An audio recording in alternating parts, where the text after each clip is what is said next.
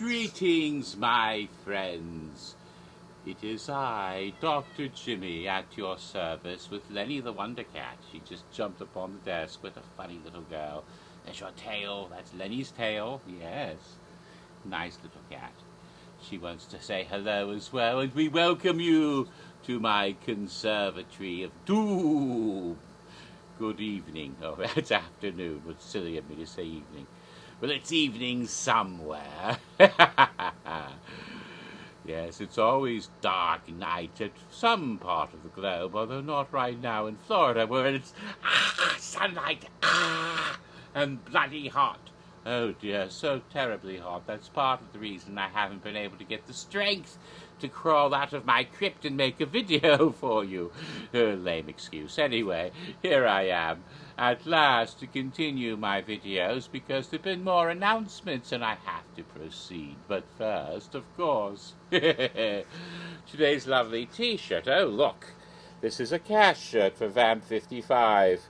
On the back it says something like, fight, go, kill. Yes, go sons, kill the bats. Yes, a lovely scare zone that had been at Halloween Horror Nights 26, 3 years. Good God, already 3 years ago, yes, in the Hollywood Boulevard area, the park. We've already had Vamp 85 last year. Maybe they'll do some others. I'd still like to see Vamp 69 set in Woodstock or somewhere with hippie vampires in the age of Aquarius. Oh, there'd be so much lovely music they could play in that scare zone. Set it in Central Park. That would be fun. Oh, if only.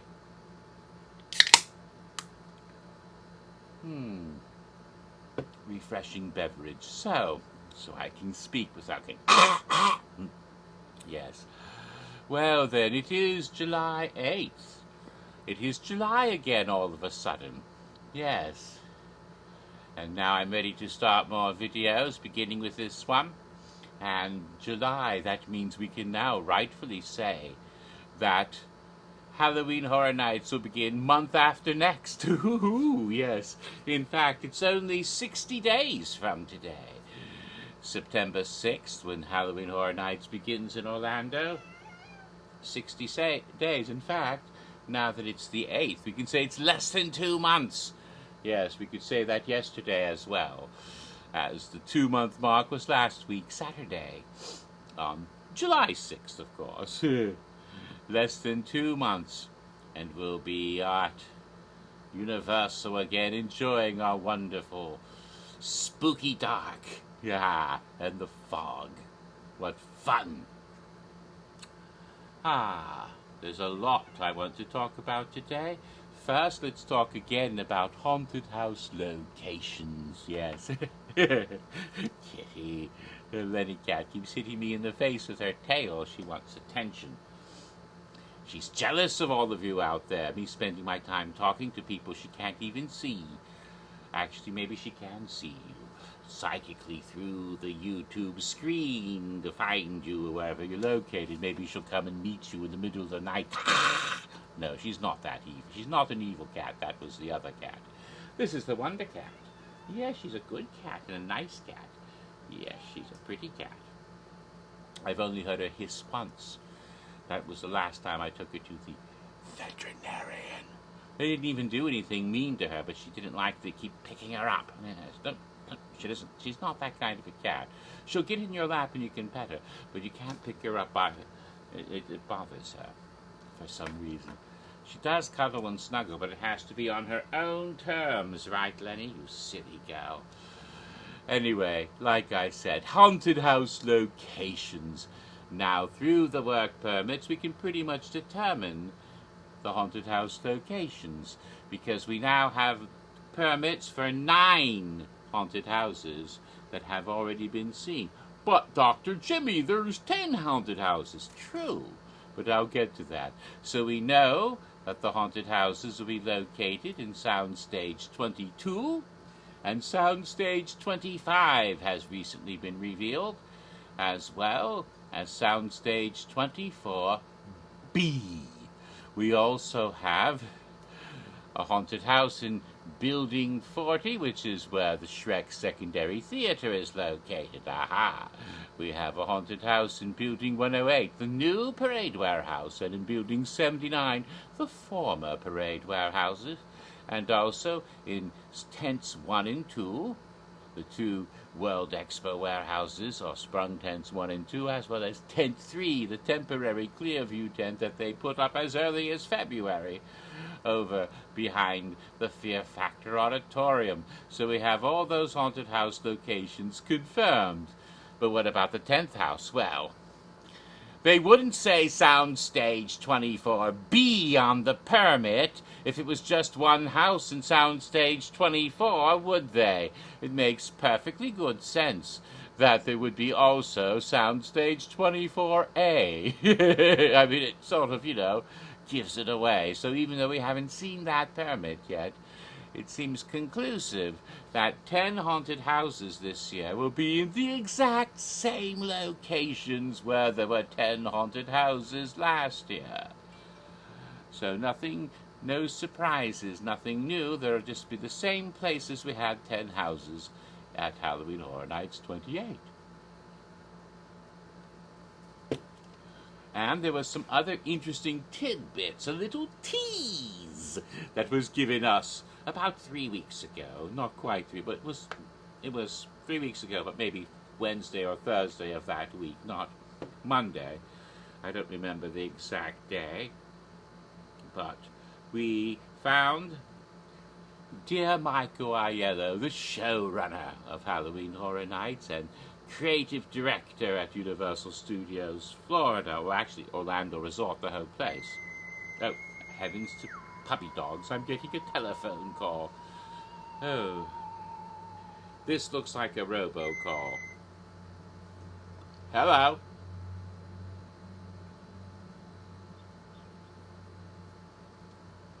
An important message from a bank regarding my credit card. Except I don't bank at that bank. I bank at a different bank. I'm not naming the names, mind you, but that's fake. That's a robocall. They're trying to trick you. I don't have an account at your bank, so how could I have a credit card there, you dingbat? It's bullshit, if you pardon my French. That would be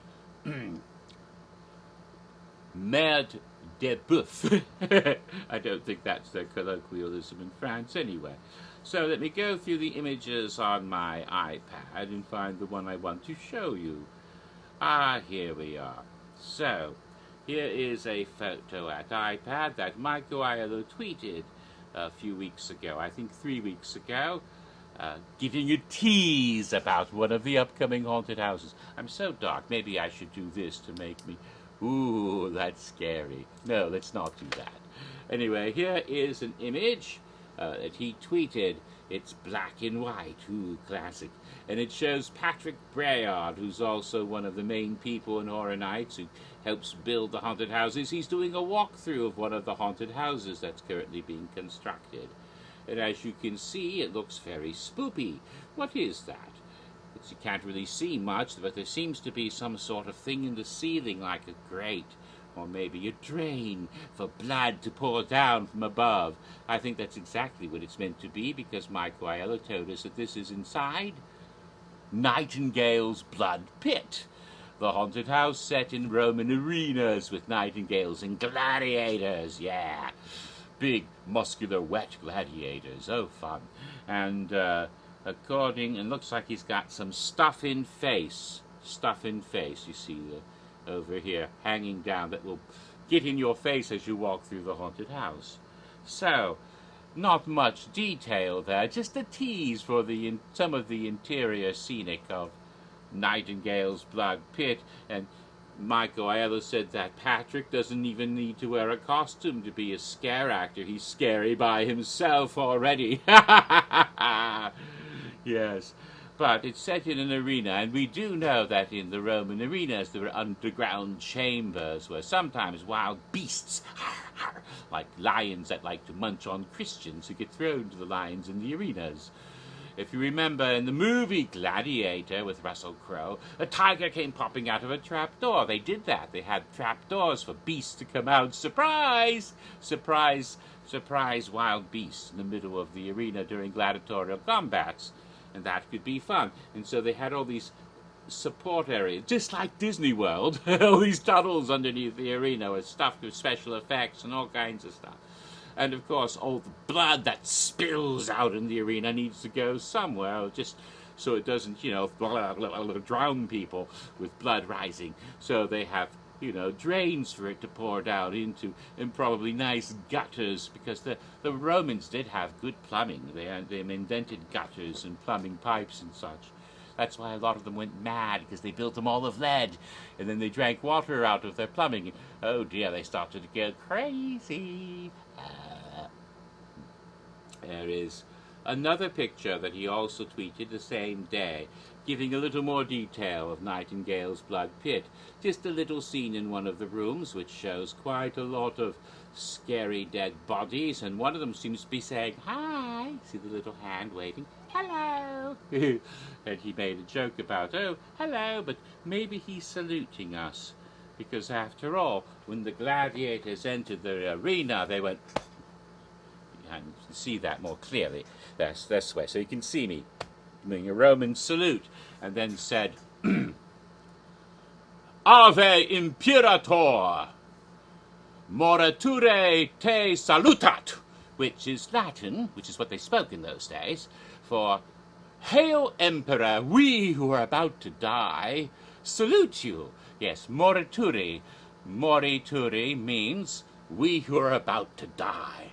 It does sound a bit like a guy who might run a shop somewhere in New York. "Hi, I'm Morituri. Come on in and get some electronics." And we got the most recent Apple phones, and we got I'm sorry. Sorry about that. That was silly. Morituri, yes. Oh, dear. That was the worst joke I ever told, I think. Anyway, where was I? Oh, yes, the tweet. So that was a little tease we got. But then the big announcement, the latest, most huge announcement made for Universal Orlando, Halloween Horror Nights 29, happened exactly 2 weeks ago, on Monday, June 24th. And on that day, we received the 5th haunted house announcement. Now we know half the haunted houses. Wonderful. What are the next 5? We'll find out. Anyway, the 5th haunted house also, because a lot of people thought that, they had an original house, they had an IP, Stranger Things, and then they had an original Nightingale's Blood Pit, and then they announced another, what would they call that?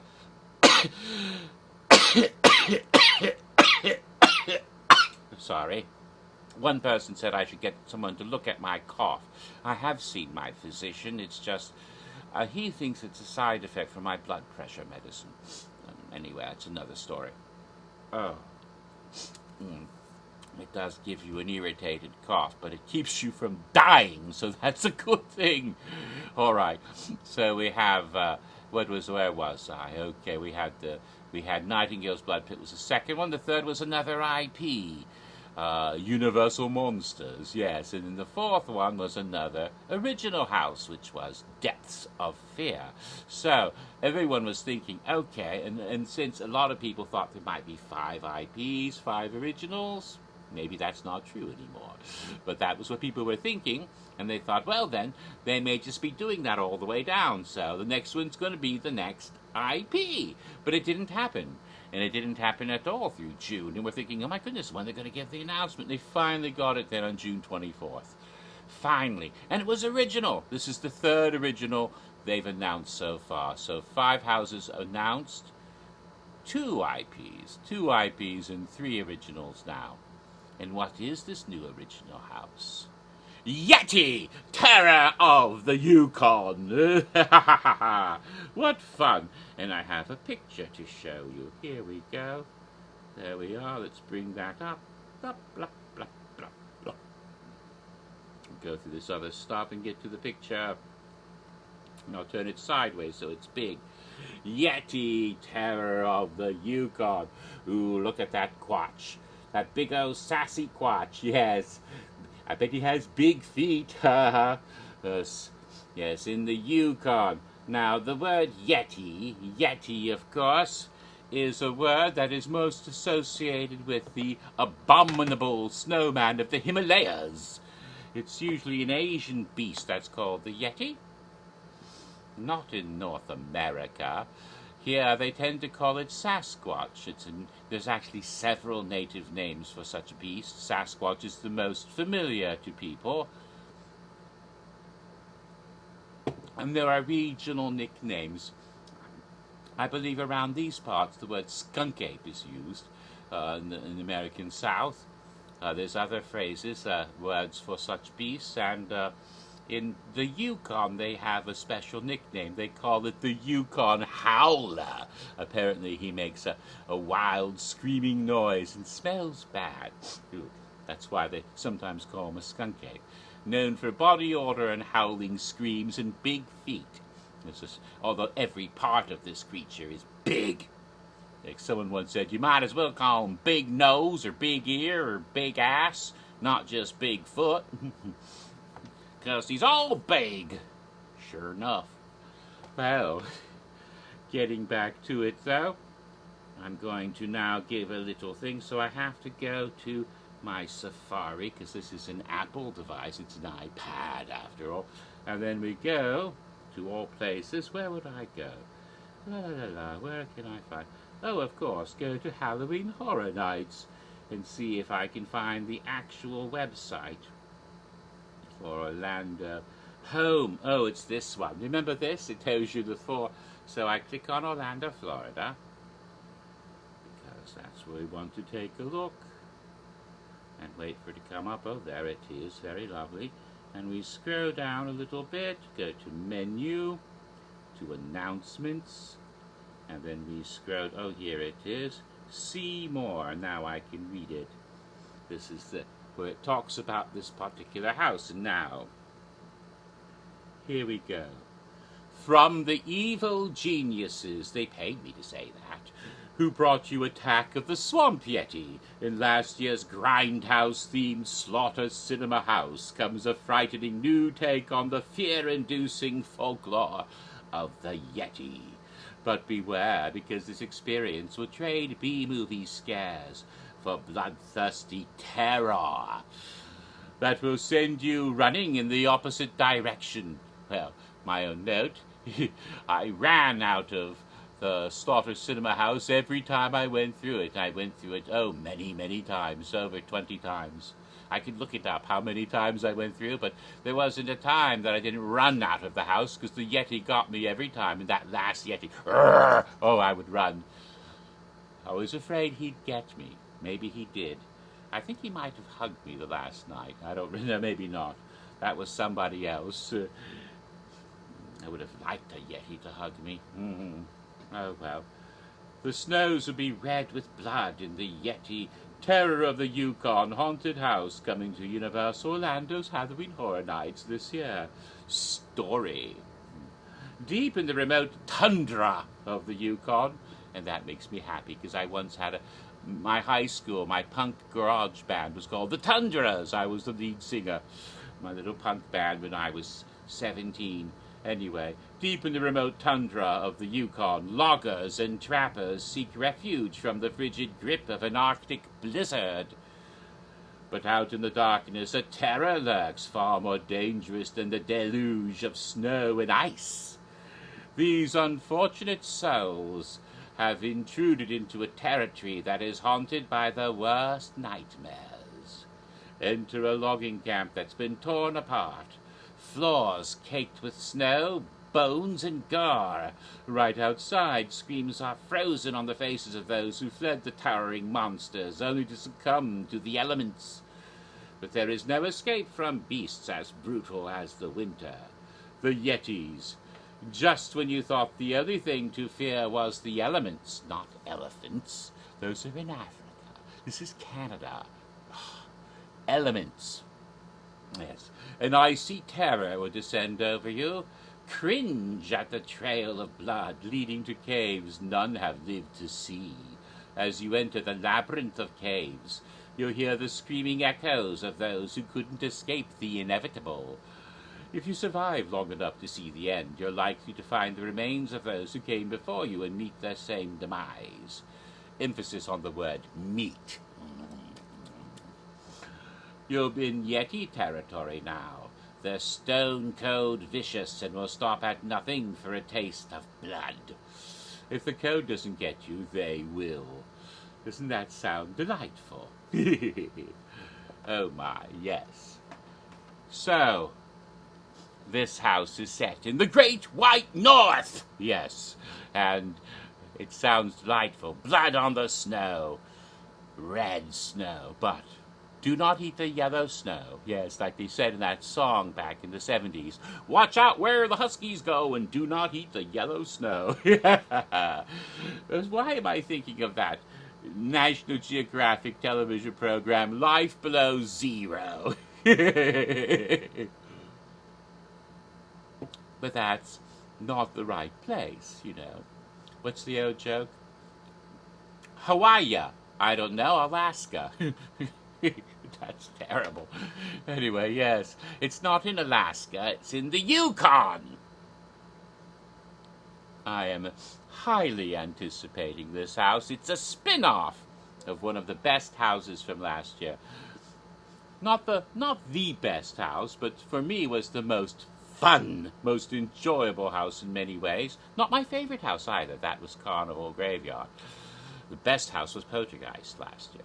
The scariest house was Dead Exposure Patient Zero. The most beautiful house was Seeds of Extinction. And those are all different things. But this one was the most fun. Slaughter Cinema, which took you in the drive-in in Cary, Ohio, to many weird B-movies that never existed but might have been seen in the 1980s of the mind.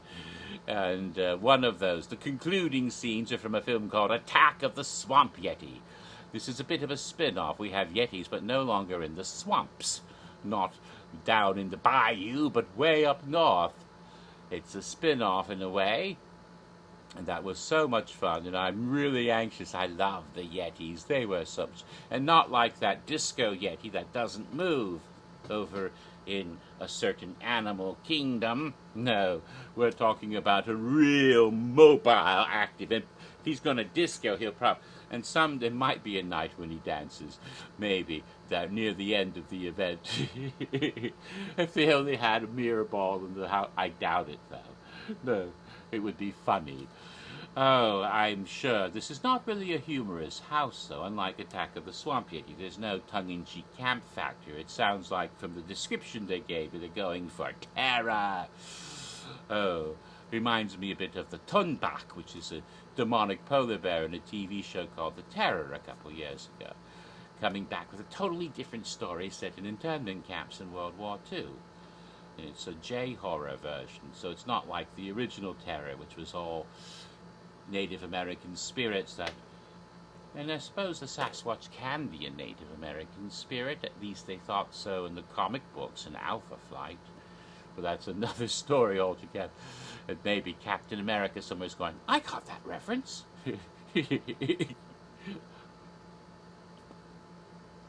Oh. Where am I? Oh, yes. So I'm really looking forward to it, and I'm sure it'll be fun and enjoyable, because I'm warped. Yes, fun. But now I have to come to another topic. And that's the rumors. Oh, I don't do that anymore, but there's a lot of people who do. There's quite a few people who try to have secret intelligence they receive from somebody at Universal, which is naughty. Someone could get fired if they get caught doing that. Never think about that. No, they're so hot to know what's going to happen before it's announced. And then they start posting a bunch of clues. No, they don't post clues. I did that years ago, but they don't post clues. They just say what it is, which is one of the reasons I stopped, not just because it's naughty, but because what's the point? The whole damn thing gets leaked so early nowadays. And they leak out everything. And they put out speculation maps in some of the fan sites. And Even if you don't go to Horror Night Nightmares, they post them on Facebook and Twitter and all over the place, so you might have seen some of these. This cat. Oh, and yet, they think they know what's going to happen, and and if you look now, you can find all 10 haunted houses identified and all 5 scare zones identified. They think they know what's happening. But I do have to point out that, indeed, the first 4 haunted houses that were announced did, in fact, match up pretty closely with what they had said. You know, they said Stranger Things 2nd season. They didn't know about season 3, but they knew that's pretty close, because that's what it's mainly going to be. They said Universal Monsters, like the one in Hollywood last year. They said there would be an original house that's a prequel to Nightingales. Yes. And they said one featuring underwater mutants or submarine mutants, and that's close enough. So pretty much they've been about 100% accurate. So up to that point. But now, when this house was announced, ooh, not as accurate, because what they had posted was an Appalachian Yeti. Yes, they told us that there would be a haunted house, and they made it sound like it was comedy. A cousin of the Swamp Yeti, and apparently the one in the Yukon is also related to the Swamp Yeti somehow, although the Swamp Yeti is in a movie. This one's real. Anyway, but they said cousin of the Swamp Yeti in the Appalachians, the Appalachian Mountains of the American East, mainly in the southeast. But no, when it was revealed, we saw Terror of the Yukon. This Yeti isn't even in the same country. He's in Canada, not in the United States. There's a map floating in my mind. Up in the north, in the high northwestern region of the Yukon Territory. Thousands of miles away from the Appalachian Mountains, not even the same part of the continent, not even the same country. My goodness. So they were off a little bit, I would say, generously, 97% accurate rather than 100. Which means that if you are one of those who want to go and get a look and see what they're saying and see, oh, these are the other 5 houses this year, which are going to be and I forget the others. Oh, yeah. And what was the other 2? Let me see.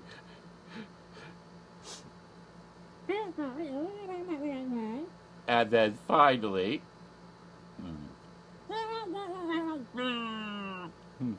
yes, what they're claiming that's going to be there, and I'm not going to say it because, go look, but I'm not going to say it myself.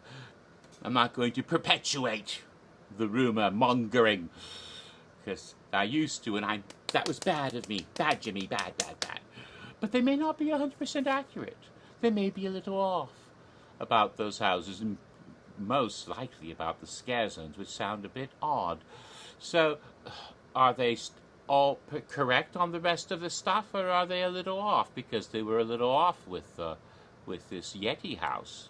They just totally mistook. How can you mistake the Yukon for the Appalachians? I don't think so. Oh, you know what? I wish they'd set the Yeti in Italy. Wouldn't that be interesting to have an Italian Yeti? Then you could go into a quaint restaurant where the Sasquatch is sitting there eating a big bowl of Yeti spaghetti. I couldn't help it. I had to. Like Lady and the Tramp, the 2 Yetis eating little human meatballs and intestines, making the noodles at the end. Bella notte. Yes. You're disturbed, Jimmy. You're not right in the head, boy. Yes, I'm not. All right, where was I? Oh, yes. So they may not be accurate. They may be mostly accurate, or maybe they're completely off on a couple of these, and they were at least one of the haunted houses, because earlier in the year, I will say what they were saying. They were predicting an original house based on a tooth fairy, which also got people upset with the whole "they're ripping off Knott's Berry Farm" nonsense, which I hope I had debunked last time completely, but no. That house, they're now saying, isn't happening. Oh, we made a mistake. And now they're saying that instead there's going to be an unknown IP. Unknown IP? They're not going to say what IP it is. They're afraid to mention it for some reason. So so they're claiming now that there'll be 6 IP houses and only 4 originals. Personally, I hope they're wrong and we still get at least 5 originals in a neat balance, but they may be right about that. They may very well be right about that, but it's not going to be a tooth fairy. At least they don't think so anymore. Wouldn't it be funny if it was? Ha ha ha! Oops! Oh dear. So that's the thing. It wasn't completely accurate with the swamp, with the Yeti. It isn't in the Appalachians. It's up in the Yukon. So we don't know how accurate any of the rest of those rumors are now. It's always best to wait for the official reveal, which could happen at any moment because it's July 8th, and there's only a little more than 8 weeks to Halloween Horror Nights, and we may get lots of announcements in the near future. Oh joy. So, that's all I need to say in this video, which is on Orlando, but I intend to make some more, hopefully before the day is over, and maybe I'll get them posted eventually, so you can watch them. I have to talk about some new revelations for Hollywood this year, and then maybe I'll get back at last to my History of Halloween Horror Nights 25, and I still have to start making haunted house cocktail videos for this year's event in Orlando, and the first one I'll be making will be for Stranger Things, but that will be later. Until then, I bid you all a fond farewell, or till we meet again, aloha, yes, and pleasant screams.